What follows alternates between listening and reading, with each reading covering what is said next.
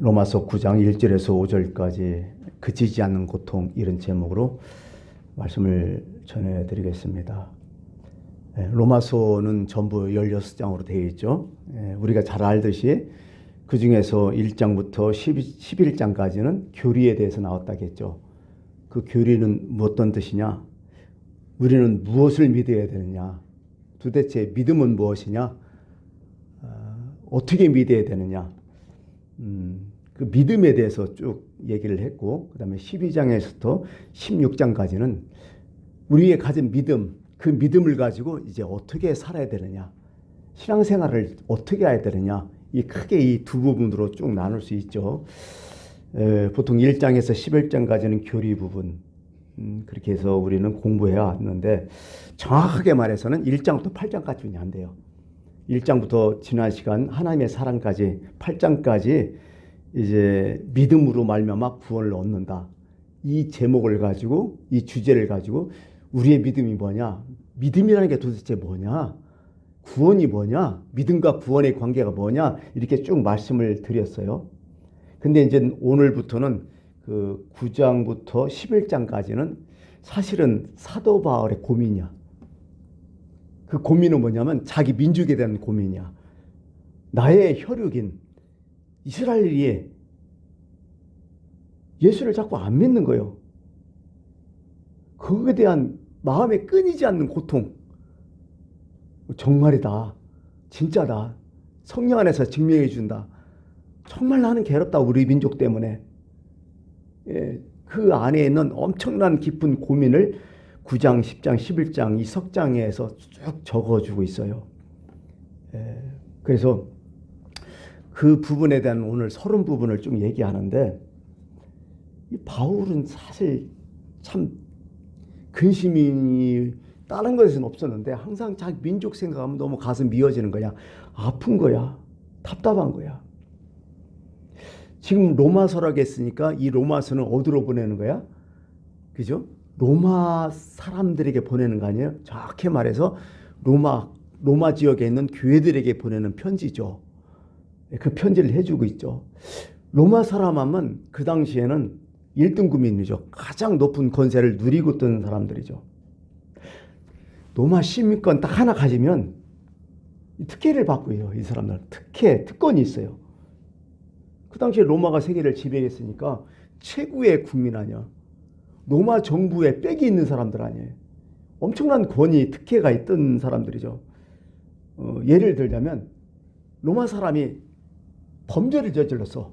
그러면요, 함부로 못해요. 범죄 저질렀어도. 일단은 그들에게는 수갑 못 채워. 수갑 아니면 포승줄 절대로 하지 못해요. 그 당시에 죄인들 딱 걸렸으면 어떻게 돼요? 그냥 목에다가 칼 차고 발에다가 쇠고랑 묶고 두 손 꽁꽁 묶고 아예 사람을 힘들게 했는데, 로마 사람은 그렇게 하지 못하게 돼 있어요. 두 번째는 때리지 못해요. 때리면 큰일 나.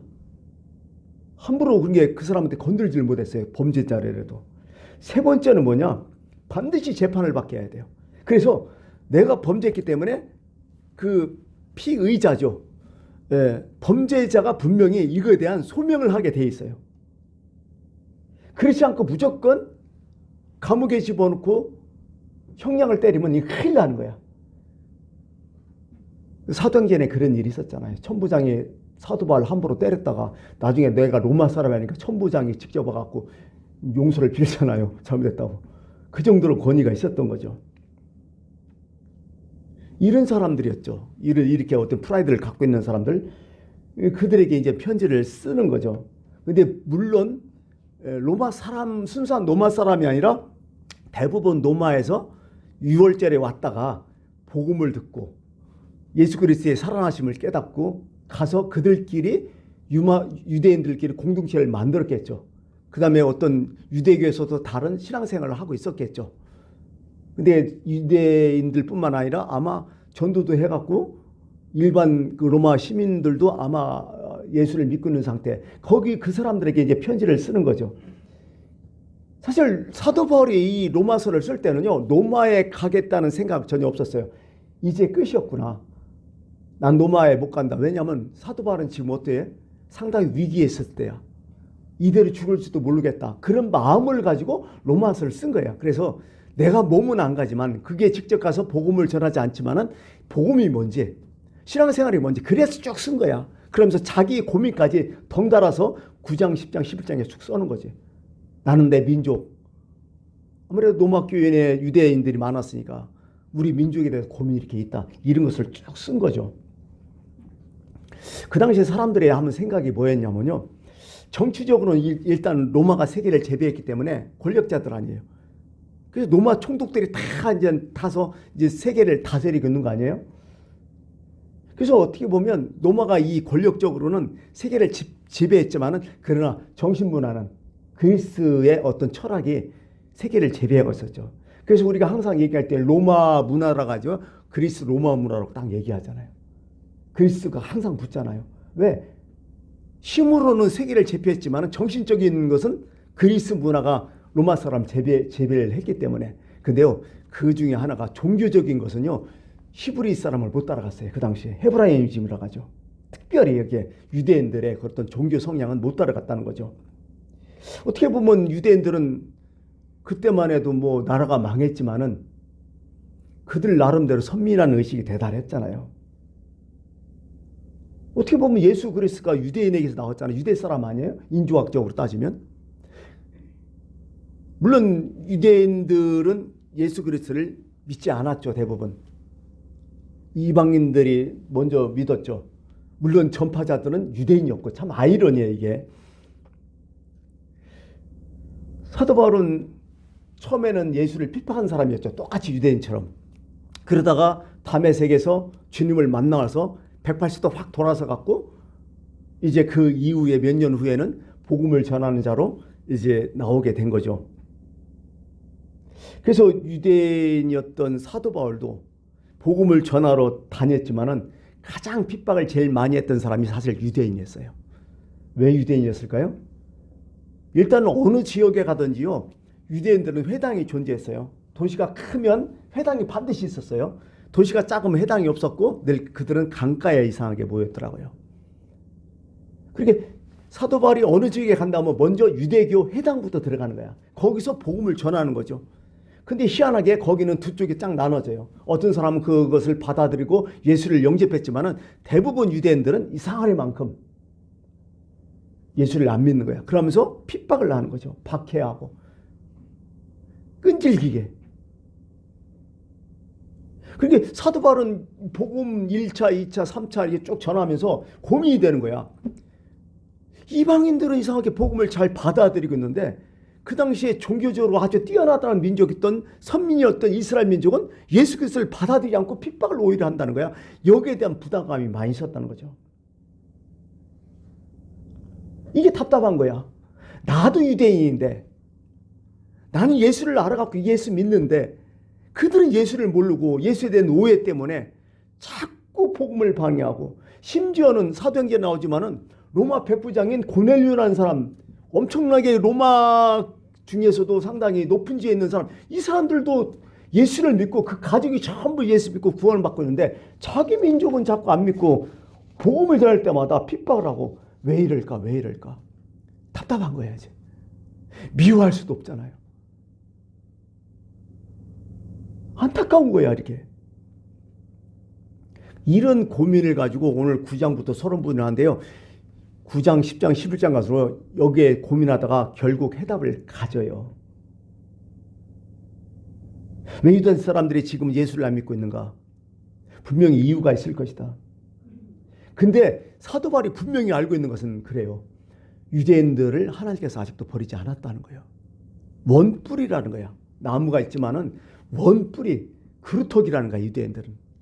일단 하나님의 선민이었다는 거죠. 언젠가는 유대인들도 그들이 회개하고 다시 돌아설 거다. 이런 것으로 이제 결론을 결국 내지만은요. 이런 과정에서 우리가 여기서 배울 건 뭐냐면 하나님의 사랑이 뭐냐는 거예요. 하나님의 사랑을 배울 수 있고, 두 번째는 구원이 뭔지 배울 수 있고, 또 하나는 하나님의 뜻을 배울 수 있어요. 이 세 가지를 배울 수 있어요. 오늘 첫 번째 이제 사도 바울을 통해서 깨달은 건 하나님의 사랑이었다는 거예요. 희한하게 사도 바울이 계속 강조하는 건 뭐냐면 내가 복음을 전했잖아요. 어떻게 하면 유대민족이 예수 그리스도를 죽인 거 아니야, 하나님의 아들을. 그럼에도 불구하고 하나님은 유대민족을 놓지 않았다는 거예요. 그 뿌리를 하나님 무시하지 않았다는 거야. 아직도 하나님의 사랑이 유대인에게 있다는 거야. 그거 보면서 하나님의 사랑이 어디까지인지를 사도 바울은 절절히 깨닫는 거야. 우리 같으면 어떻게 돼요? 하나님의 아들을 죽인 사람들 아니요. 그 민족들 아니요. 복음을 전하는데 계속 복음의 방해자가 되고 사도 바울을 계속 죽이려 했던 사람들. 우리 같으면 어떻게 되겠어요? 아주 싹 죽여버리잖아. 그냥 진멸시켜버리든지. 근데 하나님은 그렇지 않았다는 거야. 하나님의 사랑이 얼마나 깊고 깊은지를 사도 바울이 그때 깨닫는 거야. 하나님께서 한 번 선택받고 한 번 사랑한 사람들을 끝끝내 놓지 않는구나. 사도 바울이 거기서 그걸 깨닫는 거야. 하나님의 사랑을. 그러면서 오히려 사도 바울은 유대인들이 지금 방해하고 있지만 오히려 유대인들 때문에 복음이 더 전파됐을 것이다. 하나님의 경륜이 있을 것이다.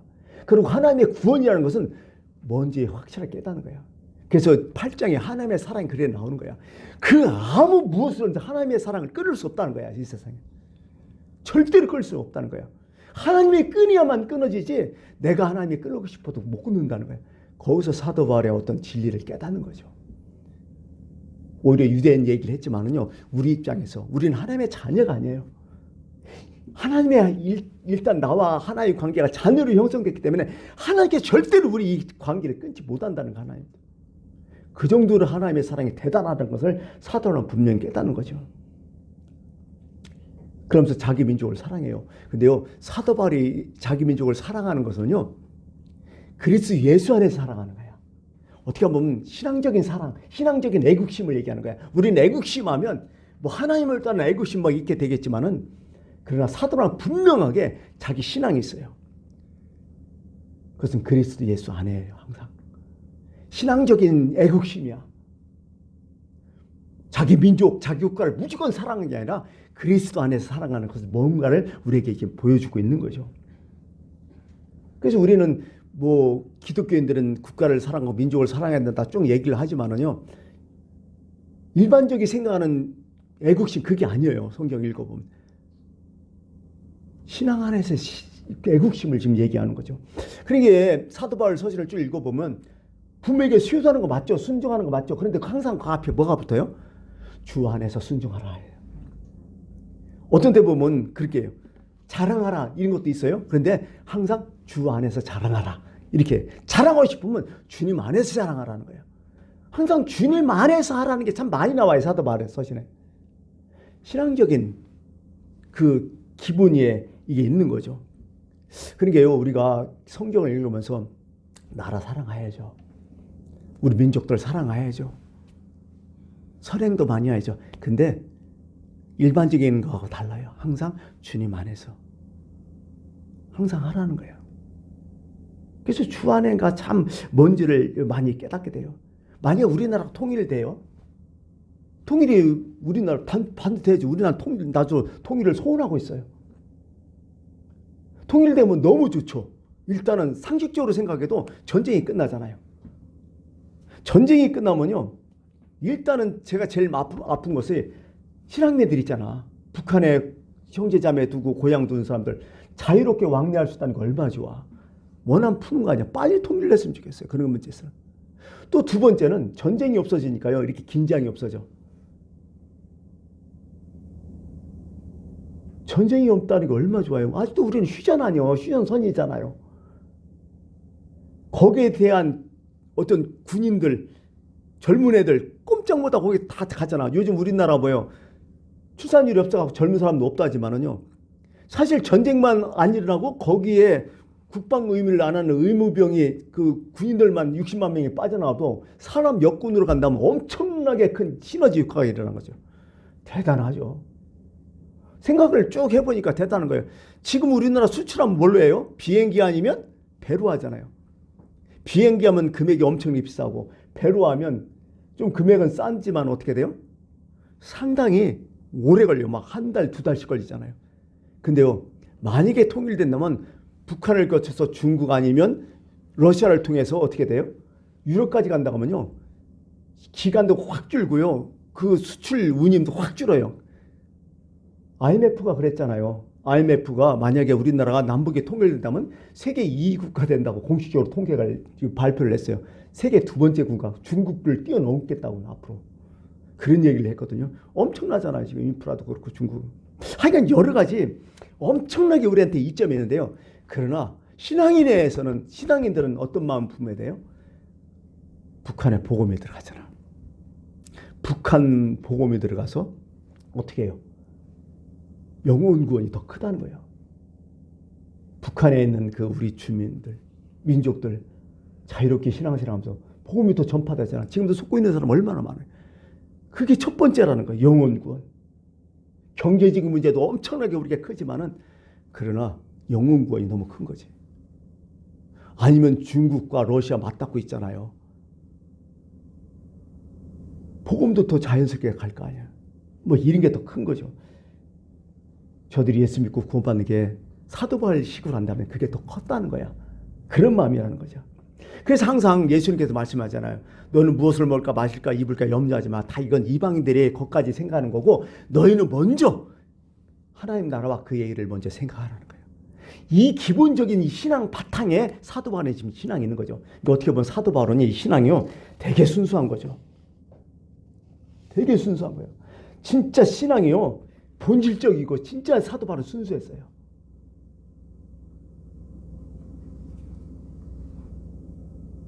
그 영혼의 사랑, 영혼에 대한 사랑이 정말 사도 바울 마음속에 늘 두고 살았던 분이죠. 우리도 우리 현실 가운데 그런 게 있잖아요. 내가 예수 믿기 때문에 손아비 오는 거 많잖아요.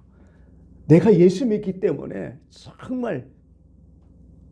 정말 꿀리고 갈 때도 있잖아요. 내가 예수 믿는 거 그것 때문에 할 말 못 할 때도 있잖아요. 왜? 그 말하면 나한테 유익이 있어요. 그 말하면 나한테 내 마음은 후련하고 내 자존심 세울 수 있어요. 그렇지만은 그놈의 예수 그 복음 때문에 우리는 이 세상에서 때로는 주눅들게 사고 할 말 못하게 하고 때로는 상대에게 약하게 보일 그럴 때가 있어요. 사도 바울이 그런 마음으로 살았다는 거예요. 그런 거죠. 사도 바울이 이런 얘기를 할 수 있어요.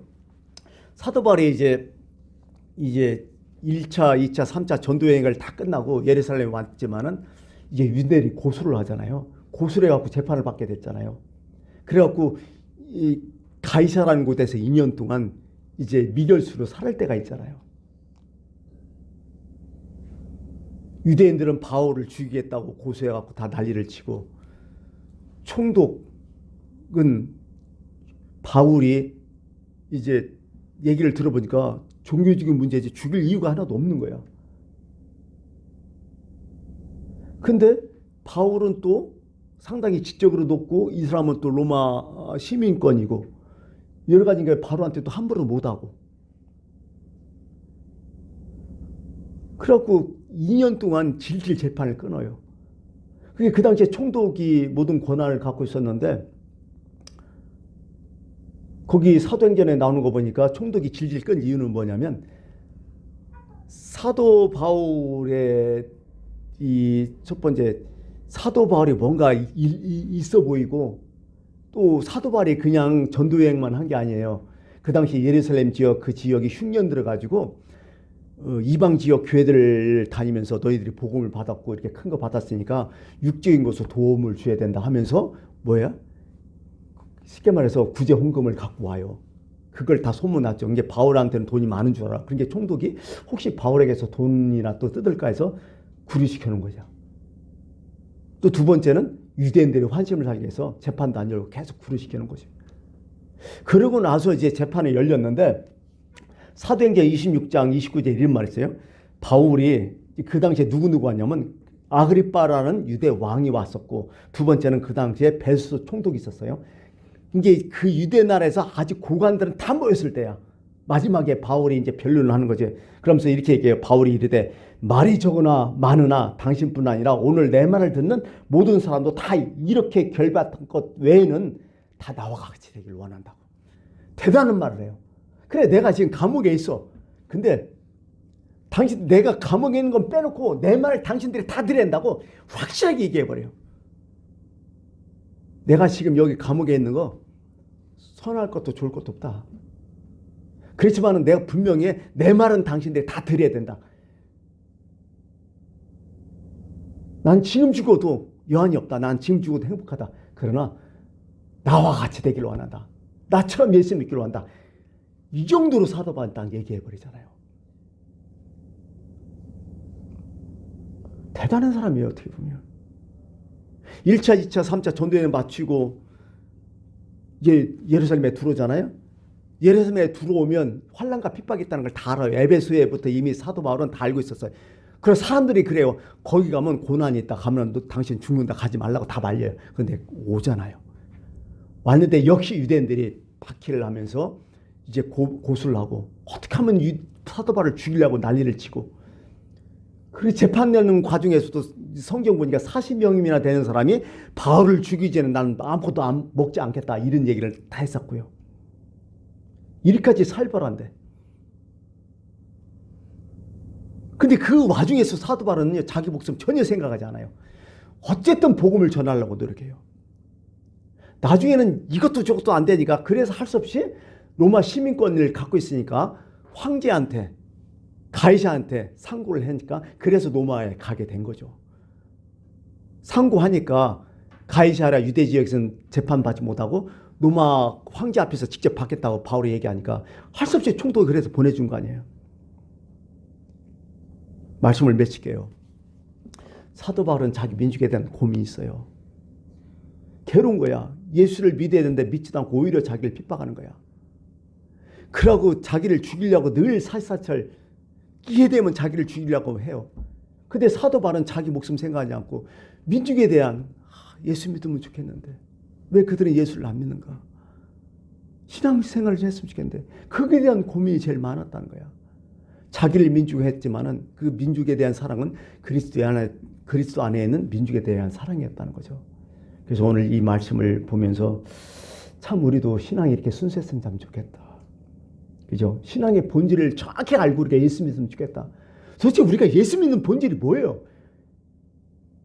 내가 건강하려고, 내가 잘 먹고 잘 살려고, 내가 좀 더 편하게 살려고 이게 아니었다는 거야. 예수 믿는 본질은 복음 전도였고 영혼 구원이었다는 거야. 사실은 우리가 예인교회 이렇게 하고 있지만요, 진짜 예인교회의 본질은 뭐예요? 교회 부흥 성장이 아니에요. 우리를 통해서 한 사람이라도 예수 믿고 구원받는 게 본질이죠. 그렇잖아요. 저는 항상 그래요. 교회 하나 생겨갖고 한 영혼이 구원받는다면 분명 교회 하나 생겨야 된다고. 그렇게 돼야 된다는 거예요. 교회 부흥 성장은요, 이건 자본주의 논리예요. 그거 없더라도 우리 교회 와갖고 정말 영혼 구원 못 받던 사람이 예수를 알고 인간으로서 어떻게 살아야 될 도리를 깨닫고 그 믿음으로 한 사람이 살아간다면 우리 교회는 충분히 세워질 이유가 있다는 교회죠. 사도 바울 입장에서는 그렇다는 거야. 이런 마음으로 여러분들 신앙생활을 하고 열심히 하기를 부탁드리겠습니다. 기도하겠습니다.